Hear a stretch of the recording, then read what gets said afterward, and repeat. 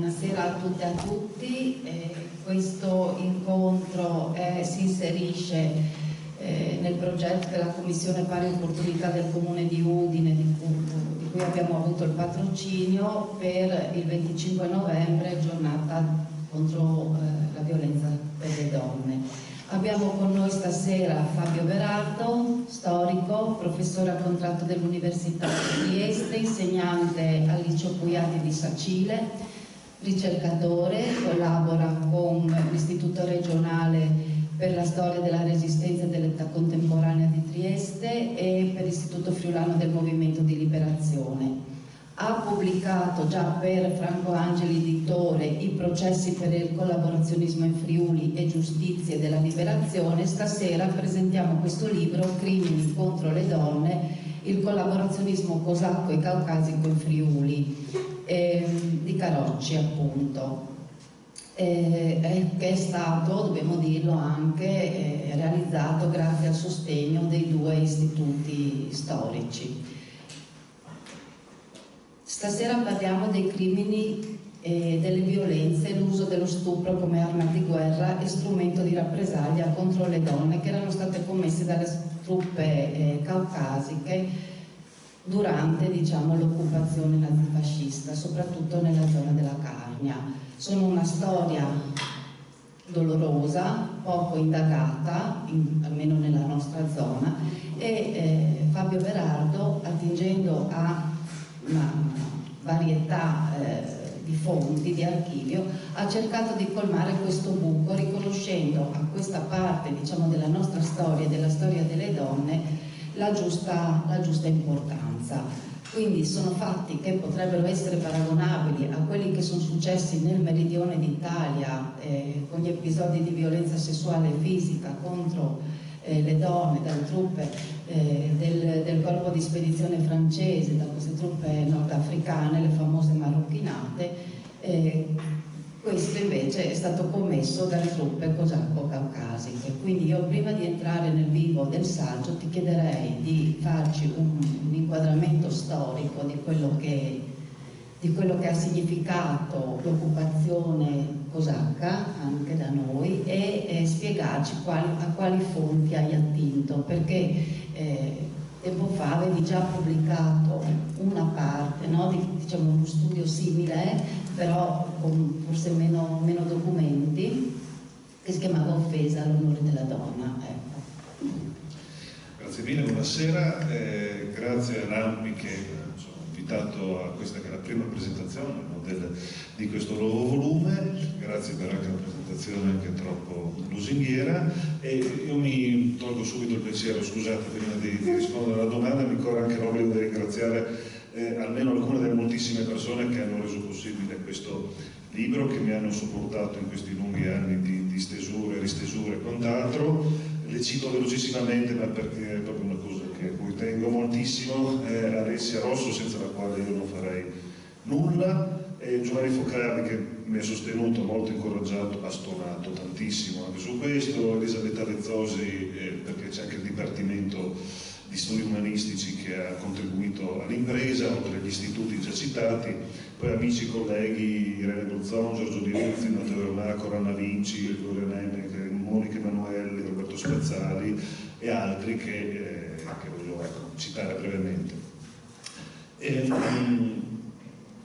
Sappiamo che nel 1944 il Friuli, inquadrato nella zona di operazioni della zona litorale del litorale adriatico, vede l'occupazione di un contingente che arriva da molto lontano, no? Sono cosacchi e caucasici che hanno fatto una lunghissima ritirata appunto dal Caucaso e dalle zone del Don, seguendo le truppe tedesche. Questo è l'unico caso in Italia nel quale un territorio italiano viene occupato da un contingente straniero, evidentemente, che non sono i tedeschi, ma con le proprie famiglie al seguito. Perché appunto questo contingente militare arriva con una massa di civili, forse sarebbe meglio definirli profughi, donne, bambini e civili di vario tipo, che si affiancano appunto ai reparti combattenti. Prima arrivano appunto i militari, e sappiamo che dalla tarda estate del 44 poi fino a tutto l'autunno inoltrato del 44 ne commettono di tutti i colori, a partire da Friuli Orientale, Nimis, Attinis, eccetera, e poi soprattutto concentrandosi verso la Carnia. L'obiettivo di questa milizia, cioè i tedeschi li mandano qui per sradicare le due zone libere, quella Friuli Orientale e quella della Carnia, e soprattutto poi per presidiare queste zone perché i partigiani non si ricostituiscano. Altro scopo, e poi questo faranno per tutto il periodo fino al maggio del 1945, è cercare di bloccare sul nascere e ricostituirsi eventualmente di altre reparti e di separare la resistenza italiana da quella jugoslava, che questo poi è solo su questa cerniera appunto a questo scopo. Si instaura un durissimo regime di occupazione che dura 8 mesi, diciamo dall'ottobre, forse in alcune zone un po' prima, fino al maggio del 1945, che è segnato da violenze di ogni tipo. Durante i rastrellamenti ci sono appunto saccheggi, devastazioni, incendi, omicidi e quant'altro, ma poi diverse stragi vengono fatte nel corso di tutti gli 8 mesi di occupazione e accompagnano la presenza dei cosacchi fino alla fine, perché l'ultima grande strage sarà quella di Ovaro, no? Proprio durante la ritirata, siamo tra l'1 e il 2 di maggio, no? Mentre la guerra da altre parti d'Italia è già finita da qualche giorno. Un terzo, abbiamo calcolato, dei morti delle stragi naziste e fasciste sono da imputare alle azioni appunto dei cosacchi, no? E quindi anche se rimangono per un periodo limitato, l'impatto della violenza che producono, diciamo, è molto elevato. E poi gravano su un territorio che era già montano soprattutto, che era già molto impoverito, no, dalla guerra, e ovviamente un'occupazione di un contingente che forse nel periodo diciamo, in cui ci sono più presenze arriva tra le 35, forse 40.000 unità sul territorio friulano, ovviamente è molto impattante, perché questi in teoria mantenuti dai tedeschi nella pratica arrivano alle spalle della popolazione.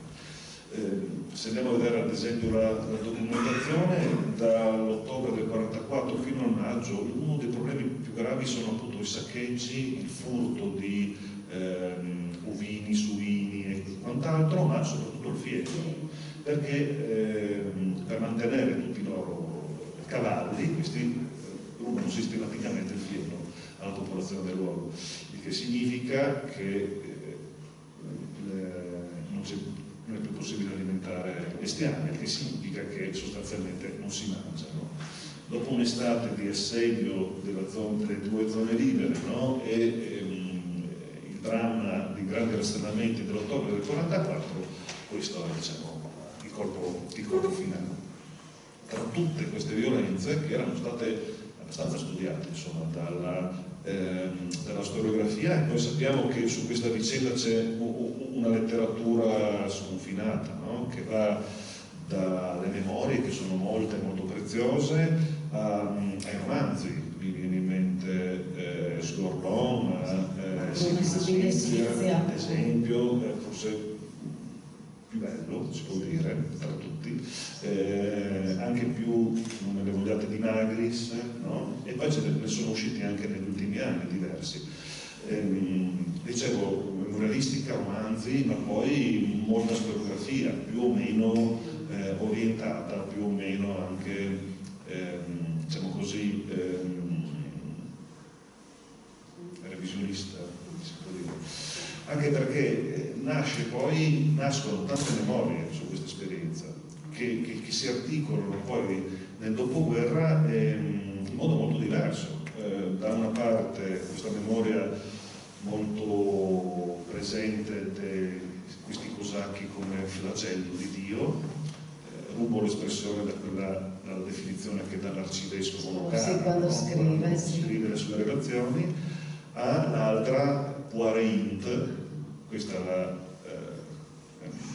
è un'espressione che mi ha suggerito Magrini in qualche conversazione che abbiamo fatto, Giulio Magrini. In modo un po' assolutorio si vede soprattutto nella popolazione dei poveri, della povera gente un po' sballottata dalla guerra e portata qui per qualche motivo. È chiaro che sono due memorie che poi si intrecciano, si scontrano, si confliggono anche, ma che in qualche modo poi vanno tenute insieme, no? E si risente, e concludo, anche del fascino che alcuni subiscono di questa popolazione venuta da molto distante, con delle tradizioni molto particolari, nutrita di letteratura e quant'altro, creando quello che diciamo un po' il mito, io l'ho chiamato del buon cosacco, no? Buono per certi aspetti, magari spietato in combattimento. Nulla di male a prescindere, ma dobbiamo tenere comunque conto da che parte stessero questi, che erano dei collaborazionisti della Germania nazista e che sono venuti qui con lo scopo precipuo di reprimere il movimento partigiano. Ma tu scrivi che si tratta di questi crimini contro le donne di un unicum in Friuli. Perché pensi che non ci sia stata una narrazione anche di questi fatti prima di adesso, prima della tua ricerca? Sì, io ho deciso di concentrarmi su un aspetto che era stato un po' sottovalutato, appunto quello degli stupri. È un fenomeno questo che è totalmente assente dalle memorie, è stato in qualche modo celato, nascosto, il trauma anche di questa esperienza, magari per il italiano, è stato difficile da superare. È gravato sopra questo fenomeno una cappa proprio di silenzio, tant'è che anche molte fonti se ne parlano in modo un po' allusivo o per inciso. È un'esperienza che viene citata anche nella letteratura, ma non viene sostanzialmente approfondita. Andando avanti un po' con le ricerche sulla violenza che questi cosacchi avevano portato, mi sono accorto che dal punto di vista anche quantitativo c'erano molti più episodi di quelli che si possono paragonare ad altre esperienze. E nel corso dell'indagine l'idea che mi sono fatto è che la violenza di tipo sessuale per i cosacchi rappresentasse proprio un vero e proprio strumento di guerra e una tattica nella lotta antipartigiana che hanno usato sistematicamente. È chiaro che non è frutto di un ordine prestabilito che si scrive, perché questi ordini non si scrivono evidentemente, ma è diciamo così, una modalità di combattimento che questi portano dal fronte orientale, perché fino al 1944 è quello che fanno le retrovie, no? Reprimere il movimento partigiano sovietico, e combattono quella guerra totale senza esclusione di colpi, no? che non fa distinzione tra civili e militari, e che vede anche nei civili uno strumento degli agenti, diciamo così, dei partigiani. Allora si colpisce anche in modo deliberato, si colpiscono le donne e i civili, perché comunque rappresentano quello che permette ai partigiani di sostenersi. E poi perché comunque questo tipo di violenza è funzionale alla lotta che fanno. Lo stupro rappresenta sempre in guerra un modo per umiliare l'avversario, per rendere netta la sua supremazia, per dimostrare diciamo così, la superiorità virile di un uomo che conquista le donne del nemico e lo mette di fronte al fatto che non riesce a difendere le donne. Sono categorie che sono abbastanza antipatiche, no? Anche a me le dicevo, guardavo le vostre facce, giustamente, però si comprende che sono delle tattiche che vengono usate allo scopo appunto di umiliare, di anichilire l'avversario, no?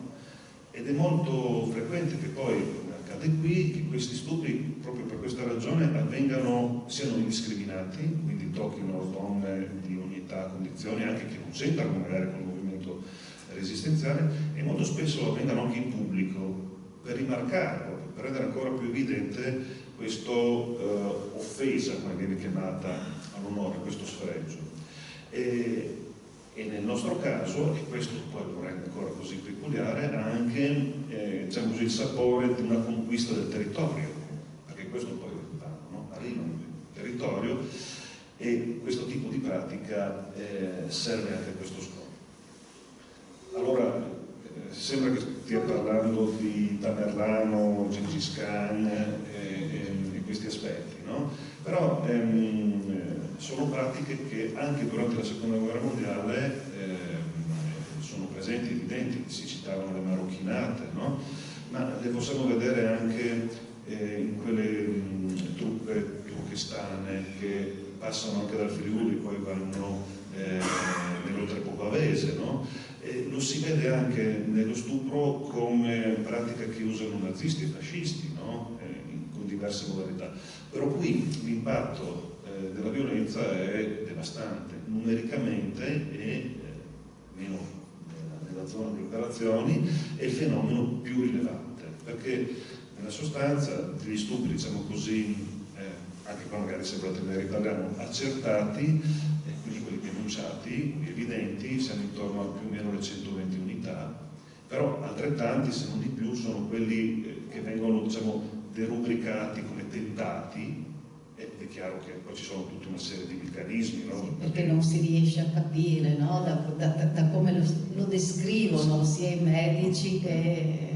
Oppure perché per una donna è più accettabile, diciamo così, dire di aver subito una tentata violenza piuttosto che una violenza, diciamo così, consumata.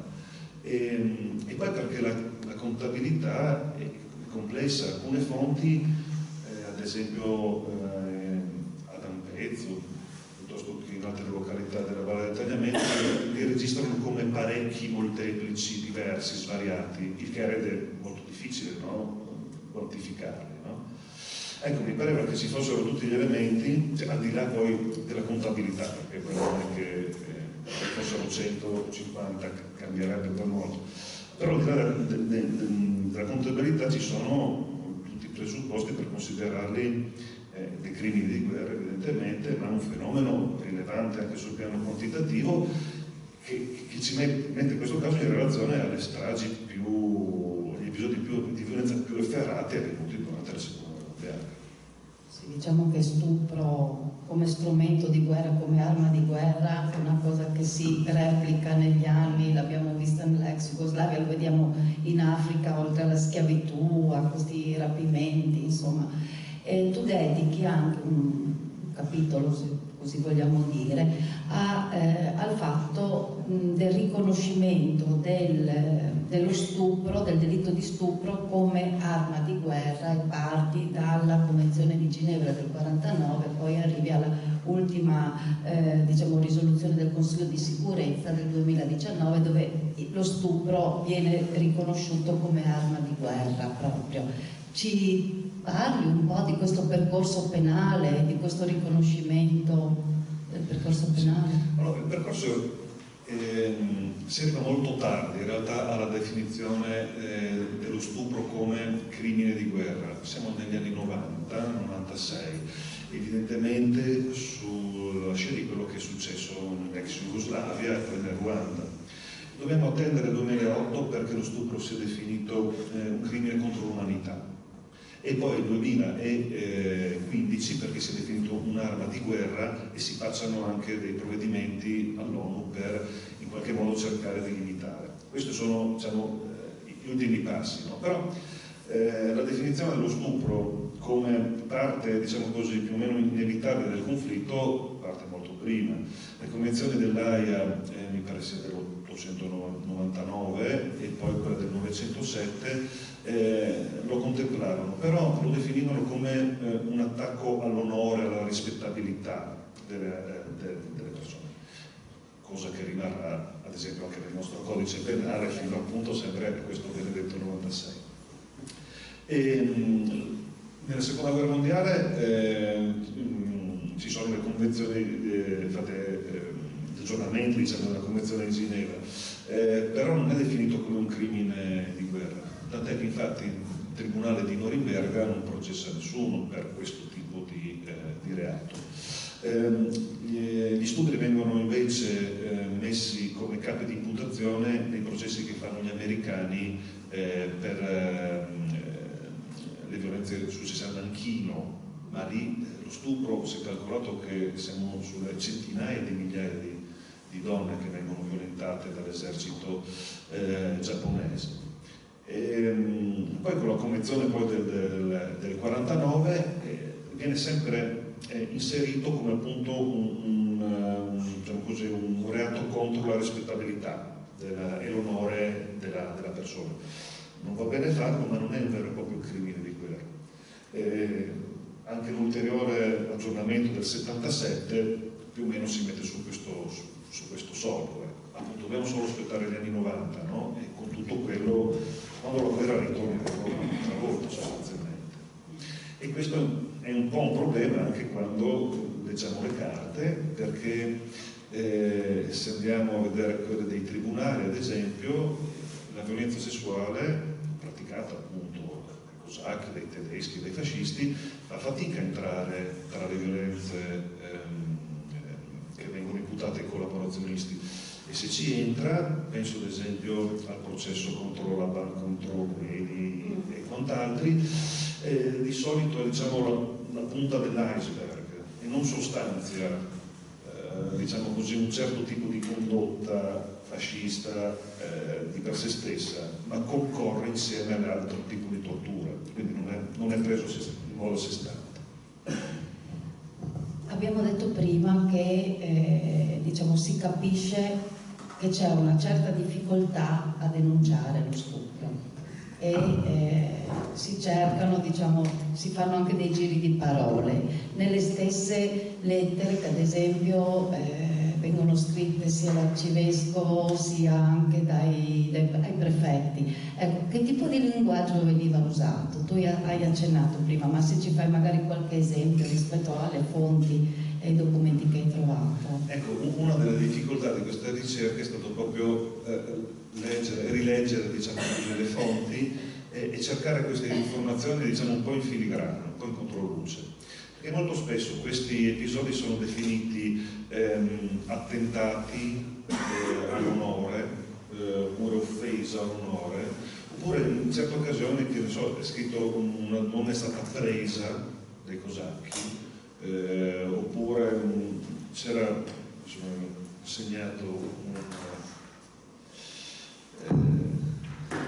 alcuni esempi che forse possono essere particolarmente evocativi, fatti brutti contro morale, o piuttosto che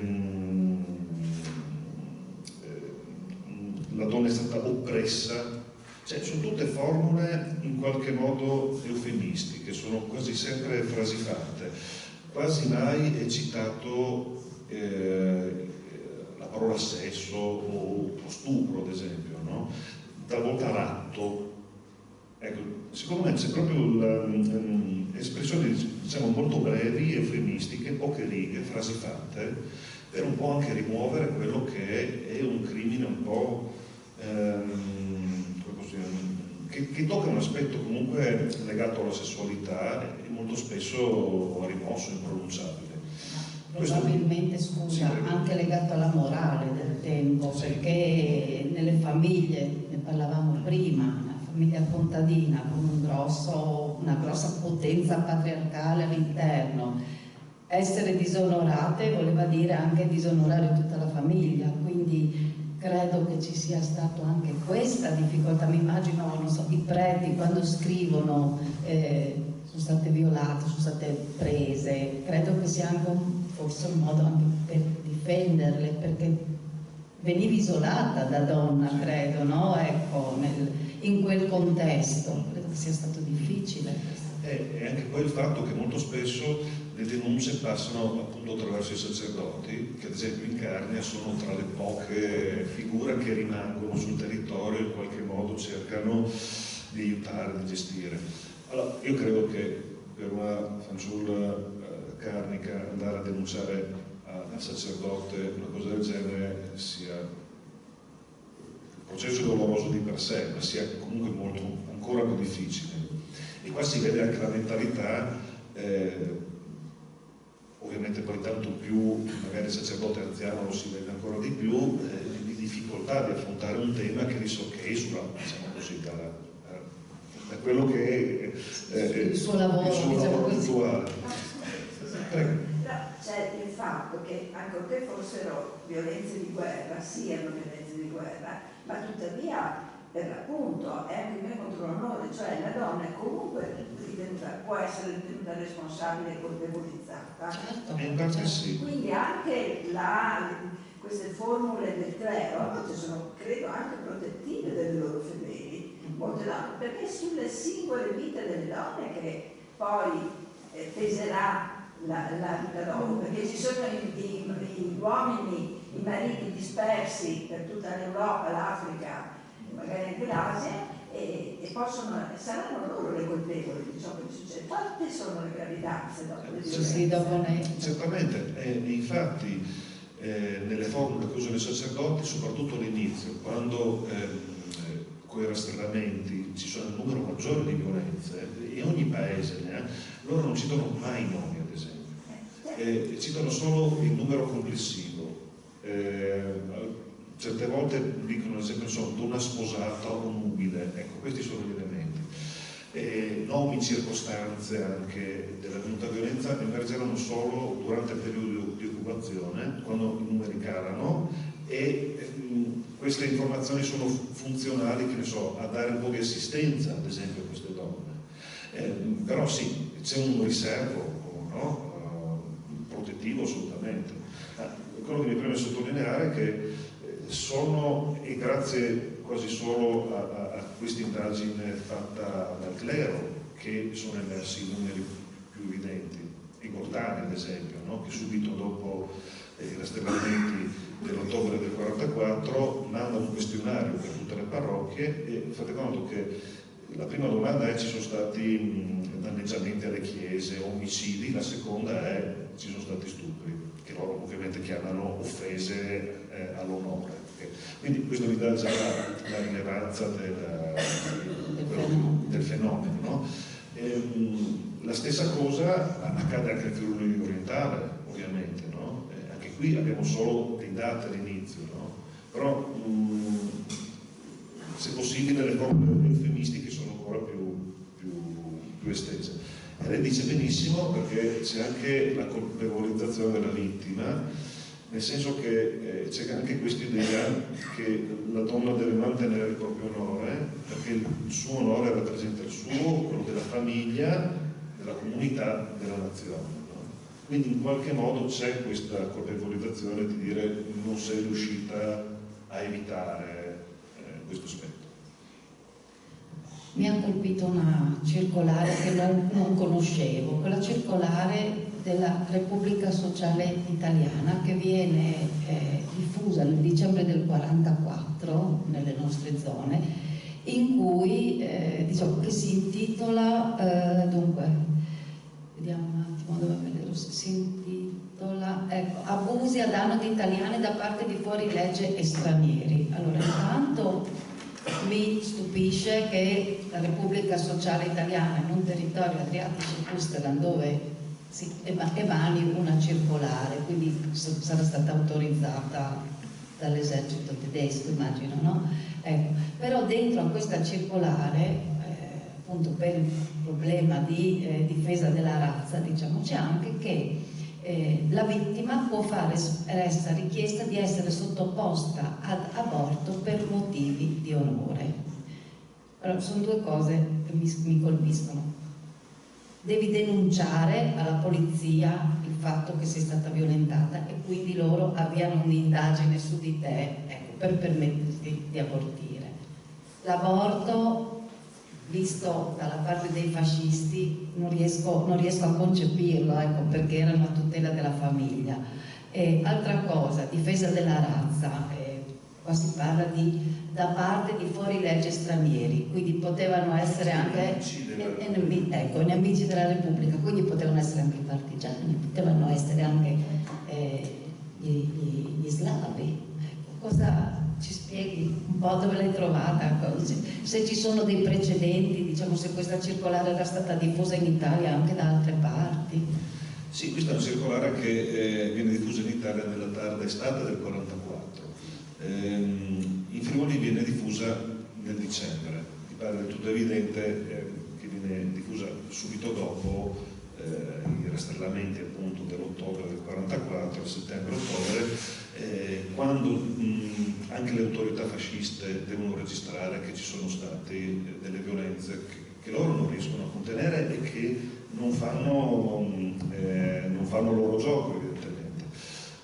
Da Udine, la prefettura, ma anche la questura, non mandano promemoria allarmati a Mussolini su quello che sta avvenendo qui in Friuli. Ed ecco perché viene diffusa anche qui appunto questa circolare. La manda la prefettura a tutti i comuni e i comuni poi medici condotti e contatto. Quindi è chiaro che se passa per la prefettura ci deve essere il primato del Risperater e quindi di tutte le strutture della zona di operazione. Andando poi a cercare dei confronti nella documentazione sanitaria, in realtà questa circolare sparisce, nel senso che nei registri, nelle cartelle cliniche che sono riuscito a vedere, non ci sono casi riferiti a questa circolare.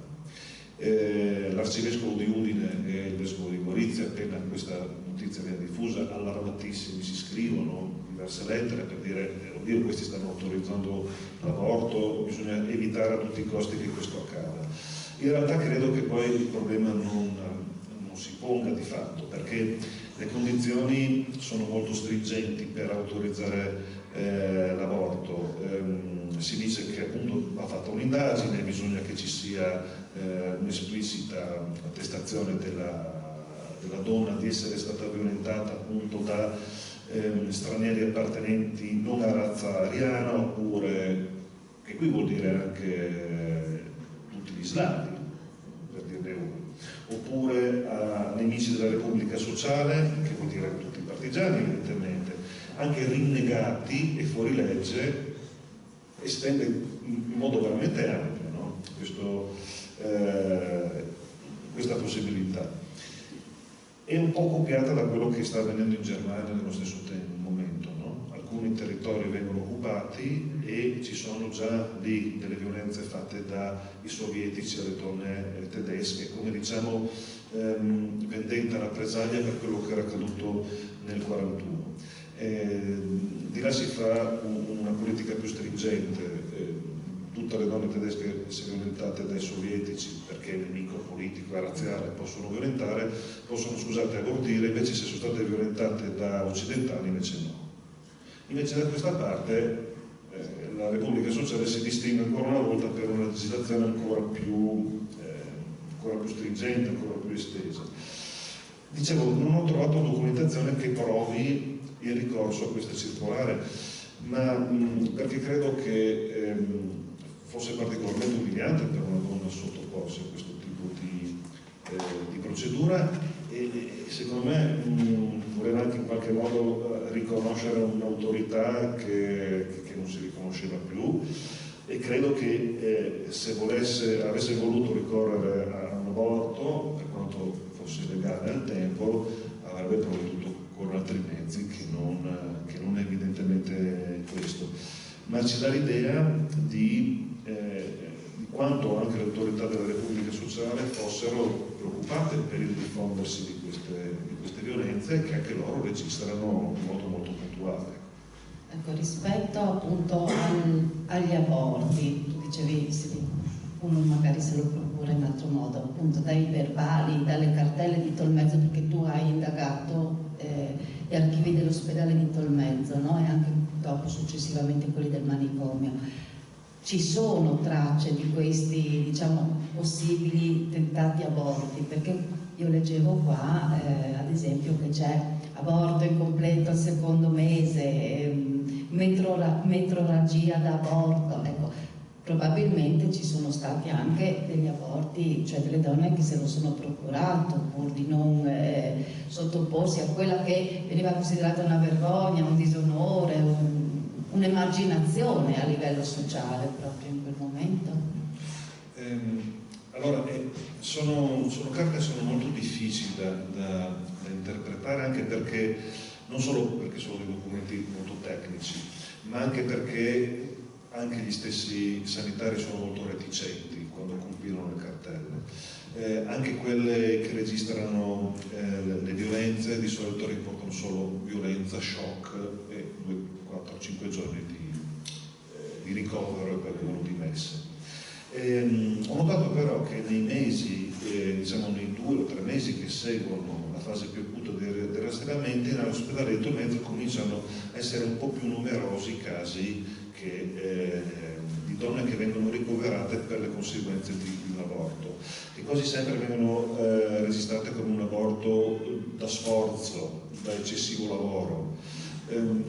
Questo ci fa anche capire le condizioni di queste povere donne che nell'inverno, perché siamo proprio nei mesi più duri dell'inverno, tra 44 e 45, se la passano malissimo, sia come regime alimentare che come lavoro che devono sostenere. Infatti molti sono definiti aborto da strapazzo o cose di questo tipo, però rispetto all'anno precedente mi sembra che aumentino. Io credo che poi anche i medici li registrino così, forse anche in altri casi, perché era un metodo abbastanza rapido per farlo.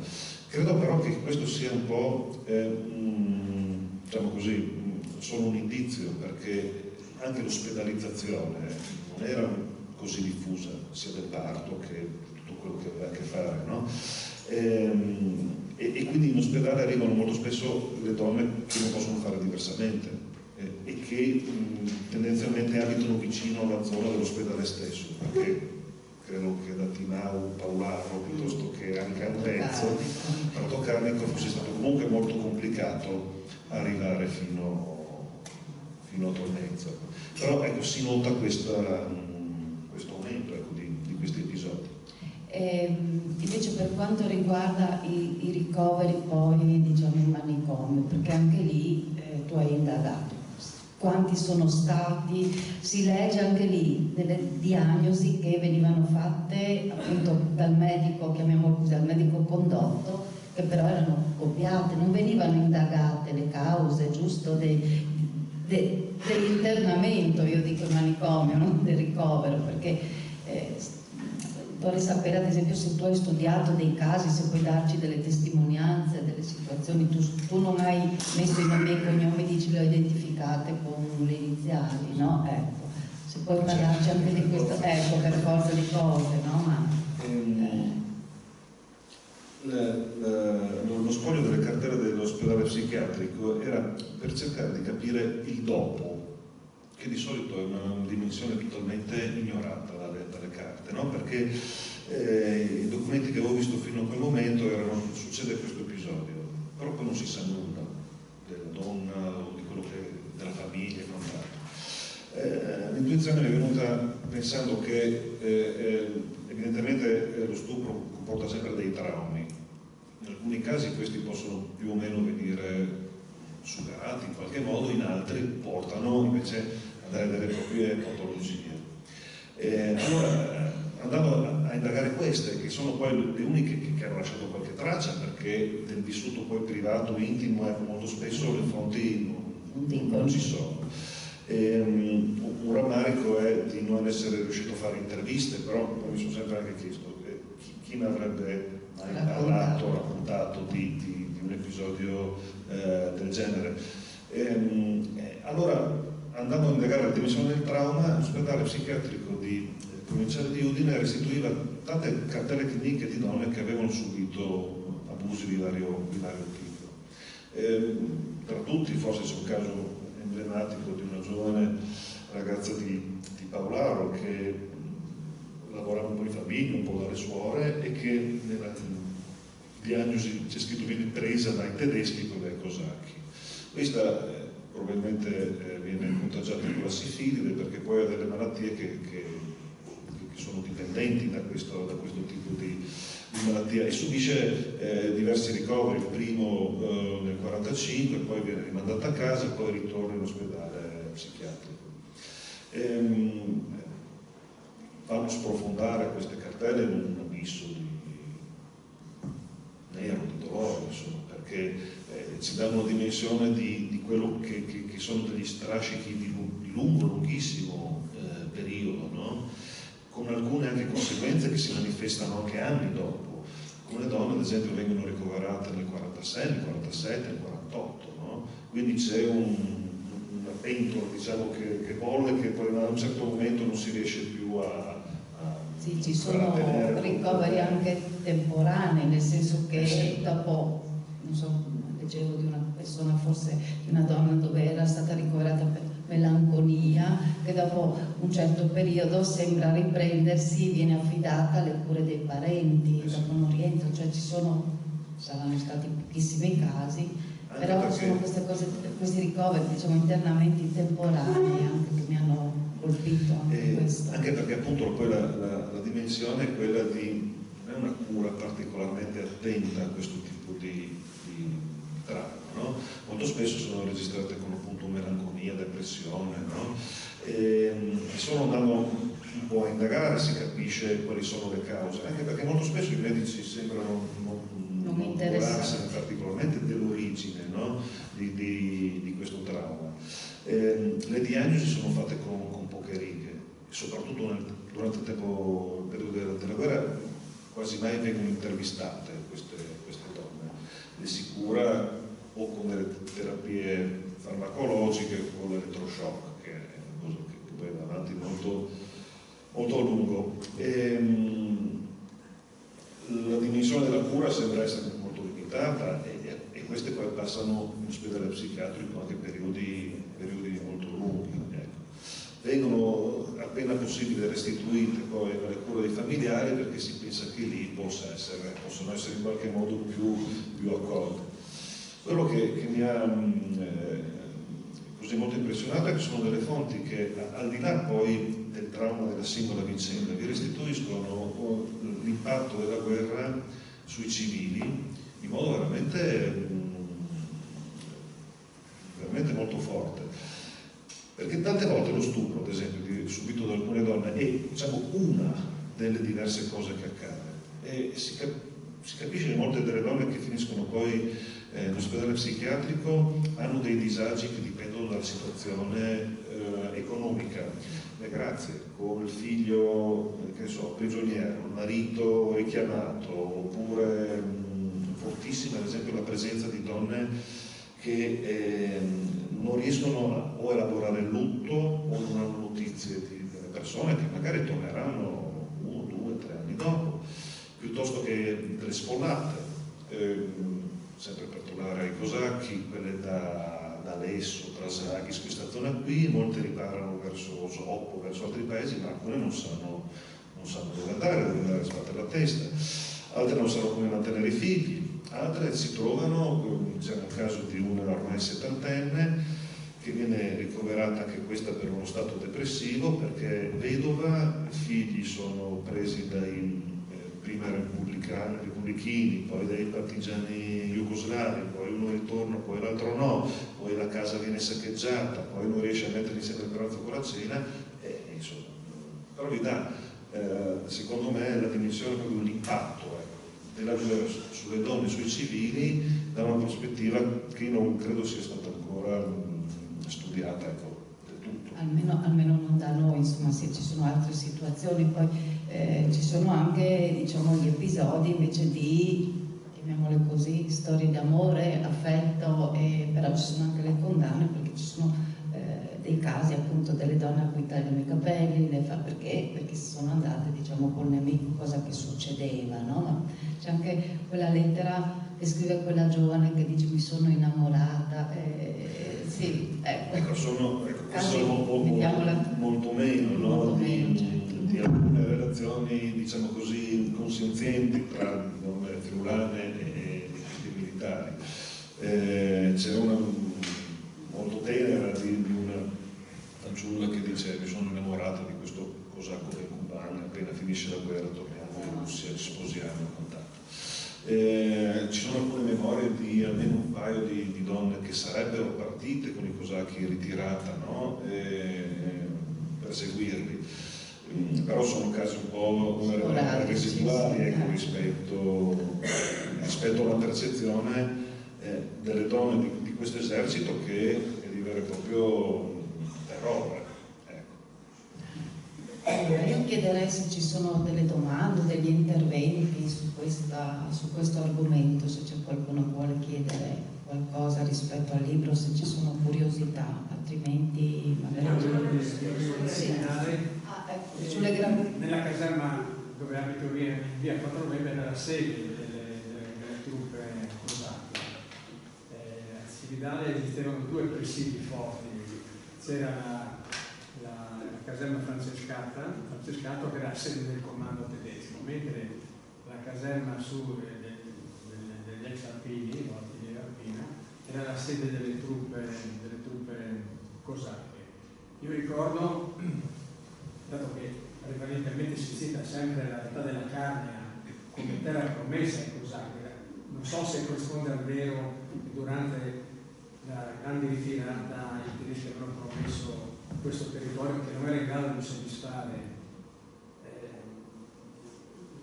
i bisogni di queste truppe che avevano a seguito cavalli e così via. Non c'era lo spazio con quel caso che servisse a alimentare tutte queste animali. Quindi questo non so, perché è scritto su alcuni testi che era la terra promessa per i cosacchi. No? Ricordo che una signora vicino a casa mia, lì, nelle vallate del fiume Napisone, era insieme alla sua mamma, e c'erano questi cosacchi che montavano i cavalli senza sella e che attraversavano il fiume in pieno inverno a caccia appunto di coloro che potevano rappresentare sede di aiuti ai partigiani. E con questo è il capitolo per dire che anche Cividale era un presidio forte, non era una terra promessa perché il tipo di vallata del Napisone non favoriva l'insediamento, ma per un breve periodo di tempo erano lì presenti. Per tornare a questo testo ho 2 cose da affermare. No? Innanzitutto che la donna si trova sempre in mezzo alla brutalità maschile, no? Sia in fatto di guerra che di pace. No? Nel periodo di guerra purtroppo abbiamo questi esempi in cui il militare non è dentro ai ranghi di una disciplina e si trova più o meno autorizzato ad approfittare dei paesi che sono a loro dimensione, sono in grado di rubare e violentare e così via. L'altro aspetto, per tornare alla relazione, no? Non voglio farla entrare solo sotto la luce dello stupro, della relazione tra l'occupante e le donne che sono presenti, c'è il grande racconto che quando sono arrivati gli Ascari in Puglia fecero una strage le donne del meridione, no? Non a caso il nostro primo ministro Alcide De Gasperi, quando andò a consesso a Washington, disse che c'erano da avere delle riparazioni di guerra per tutti questi fatti compiuti dalle truppe alleate. No? C'è anche da dire poi l'aspetto più negativo, che quando gli americani sono arrivati in Sicilia si portarono dietro tutte queste donne siciliane fino a Firenze, e lì sotto Firenze c'era questa grande, non ricordo più il nome, c'era questa grande zona in cui queste donne erano a seguito di queste truppe che non si riusciva più a capire come dare ordine morale a quella zona lì. Per tornare al tema vero, ci sono 2 aspetti che io continuo a identificarli come relazione. Io ricordo che va ancora molto più indietro, io ho avuto un insegnante che era nato da una relazione della Prima Guerra Mondiale. La Prima Guerra Mondiale, la mamma di questo mio insegnante aveva avuto una relazione con un tedesco, con un ufficiale austro-ungarico, e quindi in questa famiglia questo ragazzo nacque e crebbe insieme alla famiglia storica. Quando ritornò il marito fu veramente molto attivo e considerò questo figlio naturale, però riconosciuto col cognome, che non era figlio di NN, ma era figlio di quella famiglia, fu riconosciuto alla pari con il cognome. E questo ebbe un percorso lineare, perfetto. No? Invece, per quanto riguarda tutti quegli aspetti più legati allo stupro, la cosa che non ho trovato in questo testo, perlomeno è un discorso che è proiettivo, non c'è nessuna ricerca fatta sul ruolo dei figli naturali nati da donne non sposate, no? Perché chi non era sposato era nubile, la nascita era NN, no? Oppure chi abbandonava il figlio non voluto doveva abbandonare o presso qualche istituto religioso o nel famoso nostro udinese Istituto Provinciale di Maternità e Basta. Ecco, questa è un'ulteriore possibilità di ricerca. Grazie. Penso che Irma, no? Avevi anche tu una domanda? Così raccogliamo un po'. Mi rifaccio all'inserto che Rosy Braidotti ha messo nel libro che è stato pubblicato ai primi di ottobre di quest'anno, no? Il ricordo di un sogno. E appunto lei fa degli ampi quadri storici e storiografici sia per l'invasione austro-tedesca del 17-18 sia per tutti gli eventi che ci sono tra il 43, 44 e 45. E oltretutto lei parla anche di una zia, insomma, che è tedesca e quindi racconta la storia anche di cosa è accaduto nella Germania quando i sovietici sono arrivati a Berlino e oltre, cosa è successo. E in quel caso mi parla da alcuni dati sulla questione proprio delle gravidanze e dei nati, perché appunto come nella rivoluzione austro-tedesca del 17 i dati non ci sono molto così intuitivi o molto rapidi da intercettare, però la cosa che mi ha colpito nel libro da Braidotti è che per i nati durante il periodo dell'occupazione austro-tedesca italiani non ci sono dati, comunque sono stati messi in istituti particolari, praticamente sono morti di inedia e di abbandono, mentre i nati in Germania dalle donne che hanno subito per oltre un anno dopo la fine della guerra l'occupazione sovietica invece erano sempre messi in istituti e cresciuti comunque, ma erano sopravvissuti con le scene, insomma. Perché pare che ci fossero appunto infanticidi abbandoni, insomma. Si può lasciare fuori l'istituto, si può anche non nutrirlo o no. Altre domande? So se hai trovato qualcosa. Stefano Gasti. Mia mamma nel 1932 era proprio nuova, racconta una cosa che non so se può essere. Dice che dei tedeschi sono passati per Borgo a Fileia ascoltando un cosacco con gli stivali e sono tornati indietro subito dopo con gli stivali. E mi chiedo se ci sono degli esempi di repressione Gli atti di violenza. Ecco, Alessandra. No, volevo solo segnalare a proposito di quello che si diceva sui figli, insomma, dello stupro, che c'è un interessantissimo racconto di Novella Cantarutti che si intitola Il Cosactut ed è proprio la storia di uno di questi bambini che vive naturalmente in un piccolo paese della Val Lebuno e si racconta proprio dell'atteggiamento anche sociale e psicologico che c'era nei confronti di questo bambino e anche della mamma, insomma, di emarginazione sostanzialmente. Sì, come esempio, dopo naturalmente si possono raccogliere, ci sarà anche qualche altro tipo di testimonianza. C'è altro o diamo le risposte? Anche perché tra 7:30, no Federica? Devi lasciare. Risposte brevi. Allora, sul Cosacchen, sulla promessa di questa terra promessa, no? Io per motivi propagandistici, sì, questi arrivano pensando di stabilirsi qua, tanto che vogliono loro, ma credo che nel lungo periodo, siamo nel 1944 e poi l'esercito tedesco sta attraversando un periodo abbastanza complicato.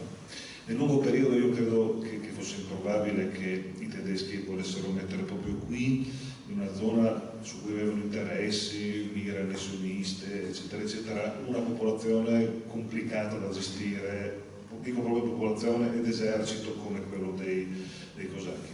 Che poi loro abbiano interpretato le disposizioni tedesche anche per ragioni di propaganda in modo definitivo e ci fossero dei cosacchi che tiravano i confini piuttosto che requisivano le case come se fossero loro, sì, questo c'è stato evidentemente, ma non credo che vista l'importanza di questa zona nei piani del nuovo ordine europeo, ci fosse una soluzione poi definitiva, anche perché questi tendenzialmente, da quello che sappiamo, volevano comunque, diciamo così, ritornare a casa loro per combattere contro il nemico loro che era lo scevismo, eccetera. Sulla brutalità maschile, sì, ovviamente, però diceva, riferendosi agli stupri che avvengono nelle guerre, però in questo caso mi pare che sia un po' riduttivo, non è solo quella, cioè ormai la storiografia ha appurato che definire lo stupro solo come, diciamo, un eccesso di libidine violenta causato dalle circostanze della guerra è riduttivo. Qua invece assume proprio lo strumento, forse non si è detto molto bene prima, no? di arma di guerra, cioè lo scopo strategico, diciamo così, dello stupro qui emerge in modo evidente, no? Che è quello di annientare il nemico sotto tutti i punti di vista, civili, donne, bambine comprese, no? E serve a dare un messaggio a questi partigiani comunisti, perché la percezione poi sono comunisti, questi partigiani rossi, secondo me con un'equazione che i cosacchi fanno dei partigiani sovietici comunisti. Non ci sono tante differenze tra garibaldino e sovietico per loro, come questo nemico proprio totale, e il corpo della donna diventa un ulteriore campo di battaglia, no? Come in questa guerra totale, e allora diventa una strategia. Quindi io direi ridurlo alla brutalità mi fa pensare a che ecco, siamo in presenza di un criminale che fa un crimine di questo tipo qua. Invece no, è un po' più complesso, anche perché poi questi che commettono questi crimini godono sostanzialmente di un'impunità diffusa. Così forse rispondo a un'altra domanda. Ci sono dei processi fatti a dei cosacchi perché abusano delle donne o saccheggiano, e le due cose vanno insieme, no? Molto spesso, ma da quello che sappiamo, infatti Cortani si lamenta tantissimo, vengono quasi sempre assolti. Il caso più celebre è quello che accade a Dovaro l'ultimo giorno dell'anno del 44, che una donna viene tentata la violenza, lei si difende e sto cosacco le spara. Il tribunale assolve il cosacco perché la donna ha aggredito lui. Questo è come va a finire. E infatti poi nel gennaio, febbraio del 44 molte donne non vanno a denunciare, non solo più ai sacerdoti, ma neanche alle autorità militari, perché temono che poi ci siano ulteriori rappresaglie e che se poi viene fatto qualche processo finisca in questo modo. Quindi ci sarebbero delle strutture di repressione, no? Però poi funzionano in questo modo, almeno quei tribunali che hanno i cosacchi e i caucasici. I tedeschi molto spesso fanno un po' più fatica, secondo me, a tenerli a bada. Da tutte le memorie sappiamo che comandava più un caporale tedesco che non un ufficiale cosacco, no?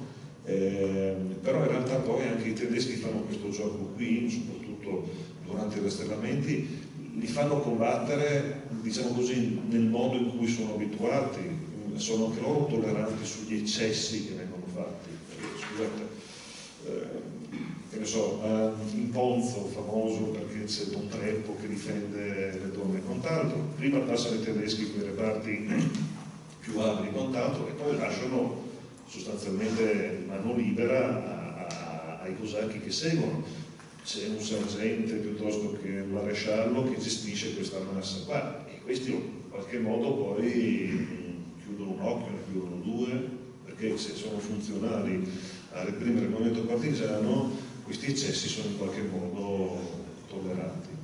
E poi godono di un'impunità micidiale, perché sono comunque altri, comunque se ne vanno, comunque nessuno dei cosacchi paga per questi crimini. Come si fa a portare alla sbarra poi dopo la guerra uno del genere? Sui figli anche questo è interessantissimo, ho cercato tantissimo di trovare qualche fonte, però ad esempio anche nei registri dell'Opera Nazionale Maternità e Infanzia sono registrati, ma non è mai detto se quel figlio è frutto di una violenza o meno, e sono moltissimi i figli che per i motivi della guerra che dicevamo prima, vengono lasciati in strutture, e quindi la donna non dice se quel figlio è frutto di una gravidanza legittima, illegittima e quant'altro, no? E non si riesce a capire, no? Certe volte. Disagio, marginalità emergono in modo molto evidente. Fate conto che a Villa Sattina non a caso c'è un orfanotrofio, no? Che dopo la guerra comunque ha molti bambini. Ma chiudo col confronto che si faceva molto interessante, nulla paragonabile a quello che avviene per la prima guerra mondiale. Sappiamo che qui viene istituito, no, a Concordia Sagittaria proprio un vero e proprio istituto, no, per i cosiddetti figli del nemico, no? Che in qualche modo, malissimo, ma dà una risposta, no, a questo problema, no? E almeno si crea una struttura. Sappiamo che vengono fatte le famose commissioni per i diritti delle genti, no? Sono 7 volumi di Sottomone che fa l'esercito italiano e va a registrare i furti, le requisizioni, le violenze, gli stupri. E vanno a intervistare proprio anche le donne che denunciano. Ma nulla di questo viene fatto dopo la seconda guerra mondiale. Quindi ne sappiamo molto di più perché qualche indagine istituzionale viene fatta, no? Dopo la seconda guerra mondiale nessuna indagine istituzionale viene fatta. Si discute di stupri avvenuti durante la seconda guerra mondiale solo nei processi per collaborazionismo e molto poco di quelli che fanno i fascisti. Nessun tedesco, famoso ornario della vergogna e quant'altro, viene imputato per questi episodi. E mi viene in mente Avasinis, ad esempio, dove anche lì si registra. Benissimo, state violenti. Mi viene in mente le 2 donne quella di Maria Pramosio, scendendo sul bosco del Moscardo, ad esempio. I reparti tedeschi praticano lo stupro durante i rastrellamenti e lo fanno l'SS, la SIPO e i loro comandi. Quindi c'è questa sostanziale impunità, fallimento, no? Dell'azione anche giudiziaria che almeno dal punto di vista morale potrebbe in qualche modo, diciamo così, risarcire, no? Rispetto alla prima guerra mondiale viene subito, secondo me, molto più rapidamente steso proprio un velo di oblio su questa faccenda, non se ne parla quasi più, e credo che anche molte donne abbiano nascosto, no? Frutto magari di queste gravidanze, alcune sono emigrate. La dimensione poi di queste donne che non hanno un futuro, no? Che sono ostracizzate dalle comunità perché hanno subito violenza, è molto forte, no? Quindi viene stesa proprio un velo di silenzio. Anche sì, ma credo sia anche un meccanismo di difesa, no? Della vittima, ma anche della comunità, in qualche modo. A me pare che nel momento in cui la legge riteneva delitto contro l'onore, cioè non ci sono i processi sulle politiche di guerra, chiaramente eccetera, però dal punto di vista giuridico mi pare che andrebbero a collidere un ordinamento giuridico che considera la donna all'interno della famiglia e di questione di onore della famiglia, e invece la violenza che è violenza contro la persona, cosa che in Italia si è affermata solo nel 1996. Sì, infatti ad esempio, e poi cedo la parola, gli strascichi di alcuni procedimenti penali per alcune donne che si erano procurate o avevano procurato l'aborto non vengono stralciati perché c'è la guerra. L'unica differenza è che si toglie quell'aspetto legato alla razza che c'era nel codice Rocco, no? E alcuni magistrati dicono sì, d'accordo, però questa roba della razza adesso che siamo nel regime repubblicano non la mettiamo più, però vanno avanti comunque questi procedimenti. C'era una signore, non è un chiarimento, no? Lei lega lo stupro, no? Un sistema di guerra, no? Ma se noi vediamo il difensore riferito nel contesto di numeri, dovrebbero essere obiettivi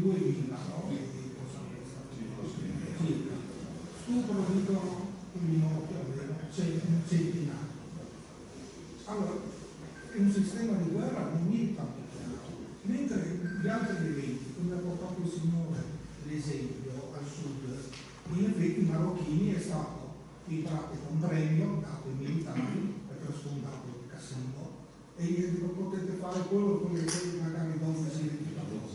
La stessa cosa ha fatto i russi a Berlino, hanno usato, quindi lì posso dire che un sistema voluto di guerra metodologico.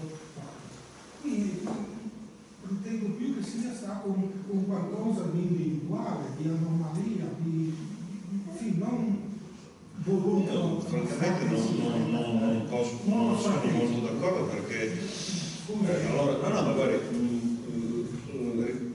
la contabilità, il dato, diciamo così, numerico mi dice un po' poco, però comunque se vogliamo entrare in questo campo, 120 stupri, cioè cifra a ribasso, dall'8 al 16 al 15 di ottobre del 44, solo lì.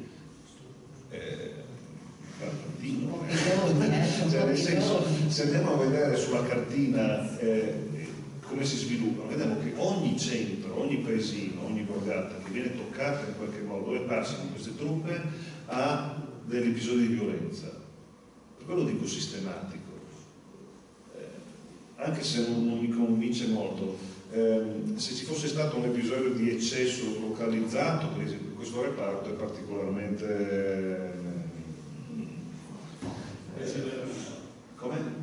Sì, diciamo, questo è particolarmente violento, con eccessi perché sono particolarmente ubriachi e quant'altro. Non mi convincerebbe del tutto, ma potrei comprendere. Ma guarda che proprio ogni paesino toccato vede queste violenze. Ogni prete scrive, ogni podestà, commissario prefettizio scrive relazioni allarmate.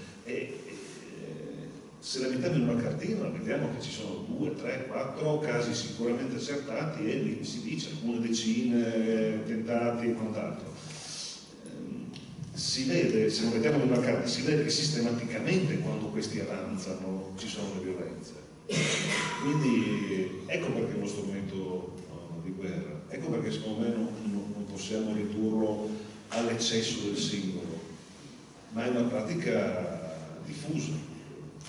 Non so se forse mi sono spiegato meglio prima, non l'ho convinta. Volevo soltanto intervenire sulla differenza che ci può essere stata tra la prima e la seconda guerra mondiale. Nella prima guerra mondiale l'Italia era un paese vincitore contro quello che era stato il nemico storico, diciamo, del risorgimento, e quindi il fatto che fossero stati i tedeschi durante soprattutto la rotta di Caporetto a stuprare era, come dire, un elemento anche importante da mettere in evidenza mentre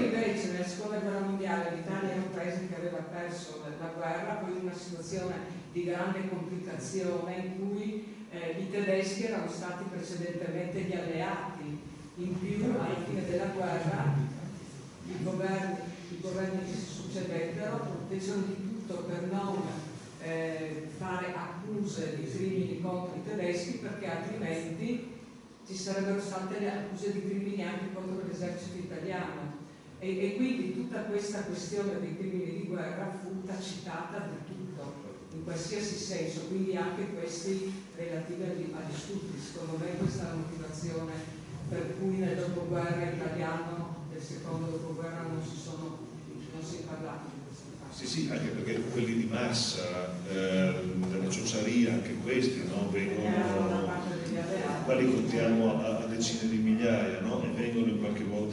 Ecco, l'unica differenza è che lì si danno dei rimborsi, no? Negli anni 50 alle donne che vanno a denunciare di essere state vittime di violenza. Anche perché ci sono delle parlamentari che fanno, però sono leggi che fa lo Stato italiano diciamo così, di assistenza a queste donne. Non viene portato sulla ribalta internazionale, sono i francesi che vengono in qualcosa e dici giustamente perché noi non abbiamo coscienza pulita, questo avrebbe tirato fuori la condotta dei militari italiani nei Balcani, dove anche qui lo stupro, altra questione rimossa, e da ultimo, per entrare in un cinepraio ancora più complicato, scusi, No, un attimo. c'è anche la questione dei crimini commessi dagli italiani in Russia tra il 41 e il 43, no? È una forma di, come posso dire, revanche, no? Di questi russi che va là, venivano qui, che va oltre al buon italiano, forse c'è in qualche parte. Ecco, se ne è occupato Pannacci anche degli stupri, delle relazioni che ci sono tra occupanti italiani sulla zona appunto da 41 a 43. Anche questo avrebbe puntato, e